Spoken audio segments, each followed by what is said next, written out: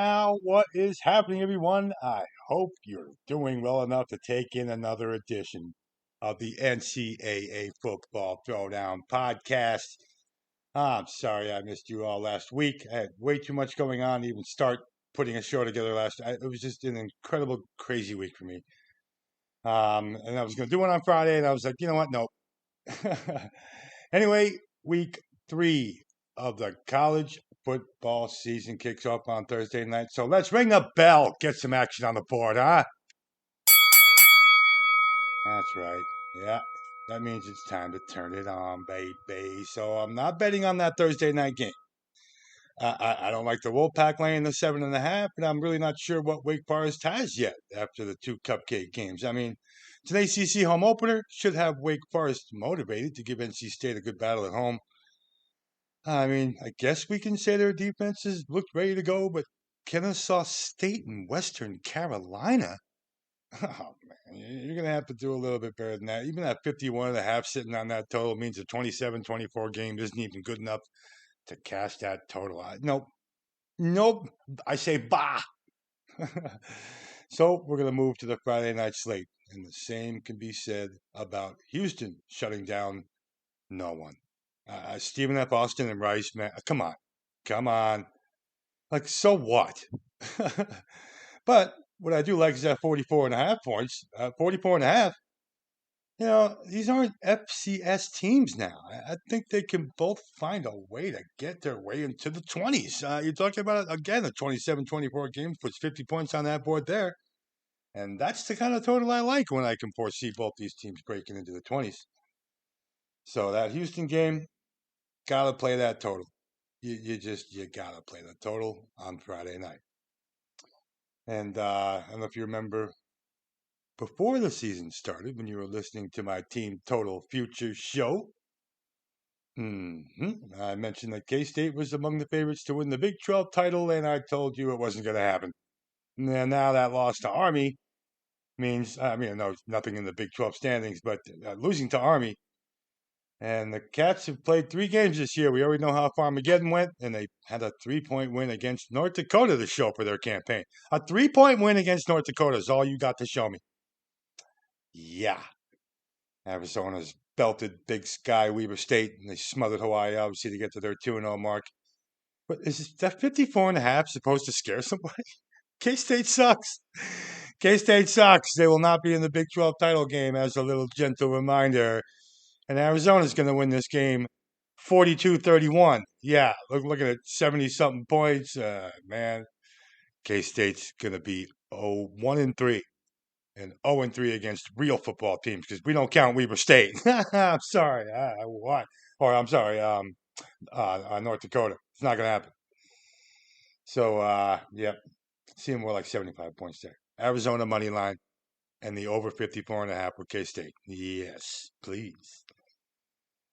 And I'm going to slide over to the beautiful Saturday schedule with plenty of games to find the dough. And as usual, the day kicks off at high noon Eastern time. But over in Ohio, the Buffalo Bulls are heading to Dick's Stadium to face the not-so-golden Flashes. That total's a straight 48. And the Bulls are heavily favored to beat up on Kent State. 49 points is all we need to cash that ticket, with a 48.5 sitting on that total. Well, if Buffalo has all 49 of those points in their own pocket, and you don't think they're going to give up a few points? Okay, right. Kent State will find a way to put 10 on the board. Looking at a 48-10 game, yeah, okay. 48.5 over with Buffalo and Kent State in the MAC.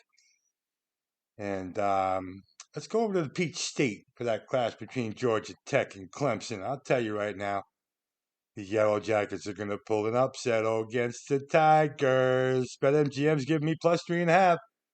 Now I know it's minus 125 for Georgia Tech on that plus 3.5. I'm not a fan of the juice really, but settling for that line. Okay, you know what? You're gonna leave that hook out there for me to just deal with it. What the hell's $25 in juice? And even for you combo people out there, put that plus 3.5 Georgia Tech with like Washington State plus 7 versus North Texas because they're getting 6.5. If you move that to 7, you get minus 140, which I don't like either. But if you're gonna play a little combo there, You can definitely put the Georgia Tech plus 3.5 and the Washington State plus 7 against North Texas together and get plus 210 in a combo. Yeah, man, now you're talking my language.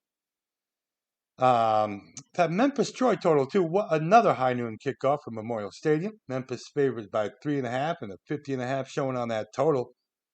That's entirely too low. That's entirely too low. Memphis has 83 points against 2 games against a pretty decent Georgia Southern team in Chattanooga. The FCS. Yeah, I don't get that, but you know what? Troy had Clemson on the ropes last weekend. We saw that. Oh, sitting there begging for Troy to just take out Clemson. Come on, take them out. But of course, they couldn't do it. That second half, they got consumed by the Tigers in Death Valley. 27-16 loss. They easily covered that 30. They were favored. They were getting 30. Well, if Clemson can't score 30, how are they going to cover 30? You know what? That's a 33 to 30 game waiting to happen between Memphis and Troy. So I would play that total and be more than happy with the 50.5 sitting on the board there. Sold. And all right, South Florida couldn't possibly compete with Miami, could they? 17.5. No chance. Why even get off the bus? Yeah, give me all 17.5 of those points with the Bulls. Thank you. That's all I have to say about that game. Like they can't compete with anybody. Really? Let's see who they've competed with so far and tell me they can't compete with Miami because Miami's so loaded and with talent. Okay. So South Florida, give me those 17.5 points. We're headed to Oxford to discuss that 7 p.m. start between Ole Miss and Pig Suey.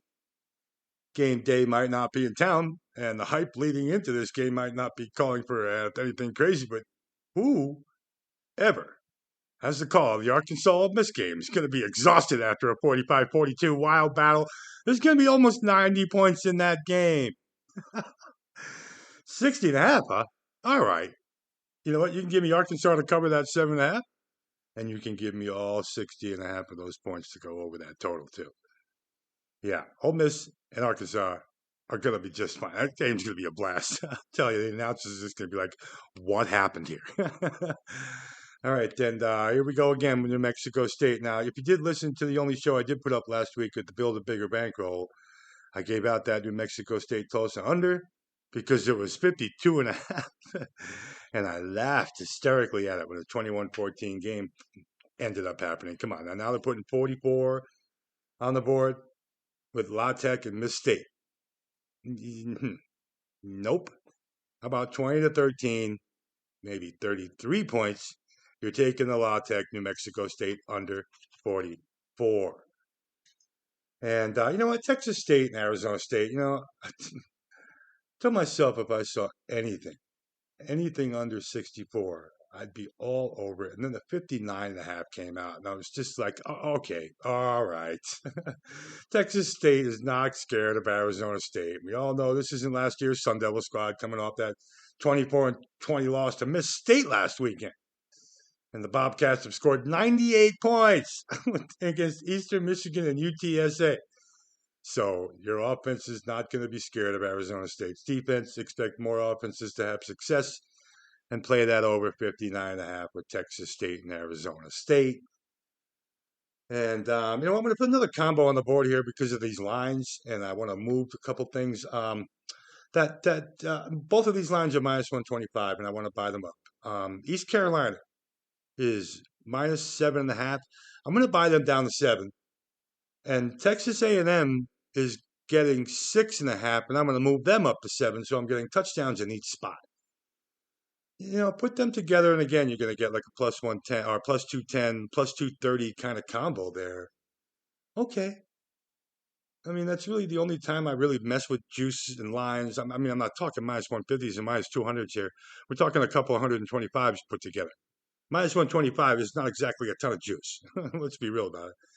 I mean, I'm still not a fan of it, but that's not much to ask.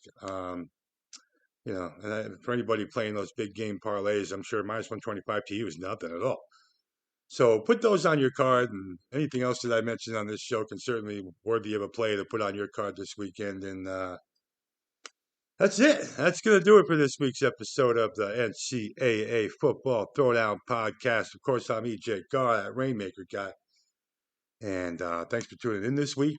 Of course, we got a big week of NFL coming up, too. I'll probably have a bigger bankroll podcast out to cover some of that. And anyway, thanks for listening, and we'll catch you all later, all right? And ciao!